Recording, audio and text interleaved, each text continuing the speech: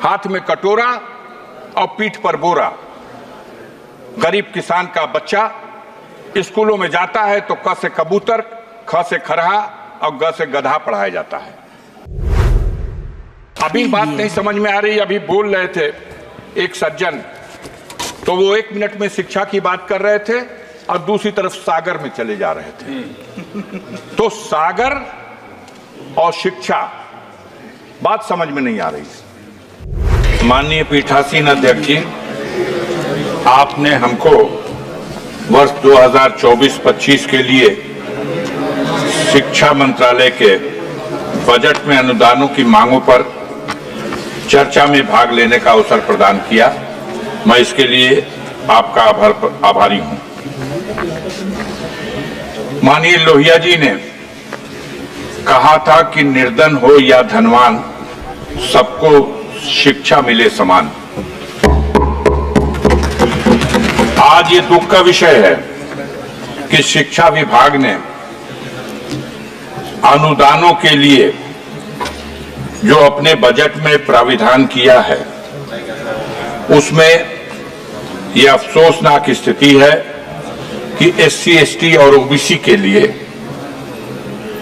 जहां बजट में वृद्धि करने की आवश्यकता थी, वहां उनके लिए निर्धारित बजट में भारी कटौती की गई है। और इसी क्रम में डॉक्टर भीमराव अंबेडकर साहब फाउंडेशन, अभय कुमार, इसका बजट जो पहले से ही बहुत कम था, इससे पहले मात्र 40 करोड़ रुपया। इससे पहले भी माननीय स्पीकर जी साहब ने बताया कि जब सदस्य बात करते हैं एक हाथ जेब में ना रखें। इस बहरहाल इस बार ये 40 करोड़ का भी जो बजट था, इसे घटा करके अब 30 करोड़ कर दिया गया। एक मानसिकता का पता चलता है। यह भी देखने की बात है कि इस बजट में अल्पसंख्यकों की शिक्षा के लिए उसमें भी पहले की तुलना में भारी कटौती की गई, जबकि उसमें व्यापक वृद्धि की आवश्यकता थी। बजट में SC, ST, OBC को जो मुफ्त कोचिंग के माध्यम से उनको शिक्षा के लिए सहूलियत प्रदान करने का जो बजट था, वो भी पहले से बहुत कम था। लेकिन अफसोस की बात है कि जो था 47 करोड़ रुपया, उसे भी घटा करके अब मात्र 35 करोड़ रुपया कर दिया गया। इस प्रकार अगर देखा जाए तो टॉप क्लास की एजुकेशन के क्षेत्र में भी SC, ST के लिए जो पहले 111 करोड़ रुपए का बजट में प्राविधान था, अब उसमें भी बड़ी कटौती कर दी गई है। मानवर, आपके माध्यम से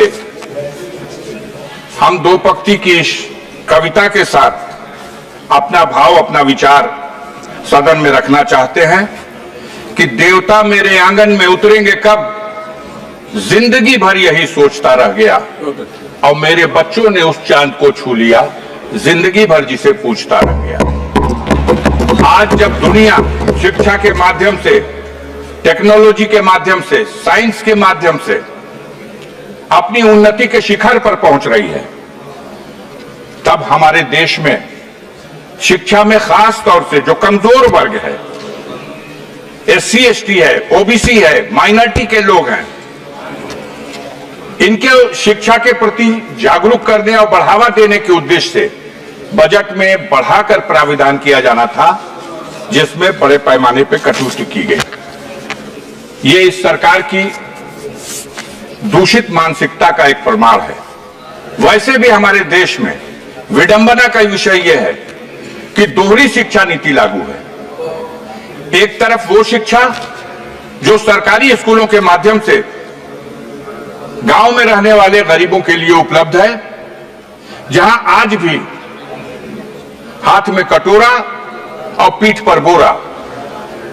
गरीब किसान का बच्चा स्कूलों में जाता है तो क से कबूतर, ख से खरहा और ग से गधा पढ़ाया जाता है।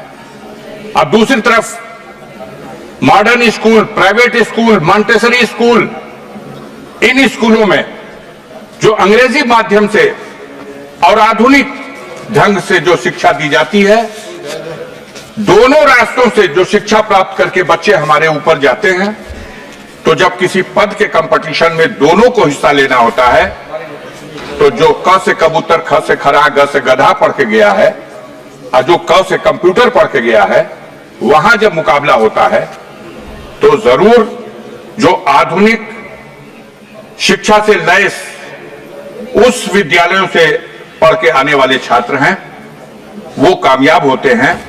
और सरकार की तरफ से जो अपने देश की जनता के लिए, गरीबों के लिए, मजदूरों के लिए, गांव में रहने वाले लोगों के लिए जो शिक्षा का प्रबंध है, उस शिक्षा को ग्रहण करके जो लोग ऊपर पहुंचते हैं तो उनकी बुनियाद कमजोर हो जाती है। देखने की बात है कि ऐसी स्थिति में सबसे जरूरी था कि हम दोहरी शिक्षा नीति को कैसे समाप्त करें, कैसे संतुलन बनाएं। जो प्राइवेट स्कूलों की शिक्षा है वो इतनी महंगी है कि एक गरीब आदमी तो अफोर्ड कर ही नहीं सकता, एक मध्यम वर्ग का आदमी भी उनके बच्चों को 2 में, 3 में, 4 में, 5 में पढ़ने के लिए 2,000 रुपया महीना, 5,000 रुपया महीना, 4,000 रुपया महीना, और बड़ी ऊंची शिक्षा ग्रहण करने के लिए तो कोई साधारण किसान, कोई गरीब, कोई गांव का आदमी अगर अपनी हैसियत को भी बेच दे तो वो अपने बच्चों को डॉक्टर नहीं बना सकता, अपने बच्चों को उस तरह की शिक्षा नहीं दे सकता जो उसके लिए एक सपना है।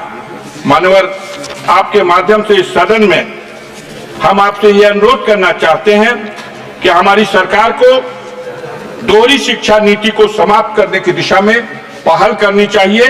और सरकार का यह बजट जिसमें अनुदानों के लिए जो प्राविधान किया गया, इसमें जो SC, ST और OBC और माइनॉरिटी के लोगों को जो सहूलतें पहले से फराहम की जाती रही हैं, उनको शिक्षा के क्षेत्र में बढ़ावा देने के लिए उसमें कटौती किए जाने से यह साबित होता है कि आप दोहरी शिक्षा नीति को बढ़ावा देने का प्रयास कर रहे हैं। मैं इस अवसर पर श्रीमान जी आपके माध्यम से एक बात और कविता के रूप में आपके अपने भाव को इस रूप में रखना चाहता हूं। अभी बात नहीं समझ में आ रही, अभी बोल रहे थे एक सज्जन, तो वो 1 मिनट में शिक्षा की बात कर रहे थे और दूसरी तरफ सागर में चले जा रहे थे। तो सागर और शिक्षा बात समझ में नहीं आ रही। मैं आपके माध्यम से कहना चाहता हूं कि पत्थर के जिगर वालों, गम में वो रवानी है, खुद राह बना लेगा बहता हुआ पानी से।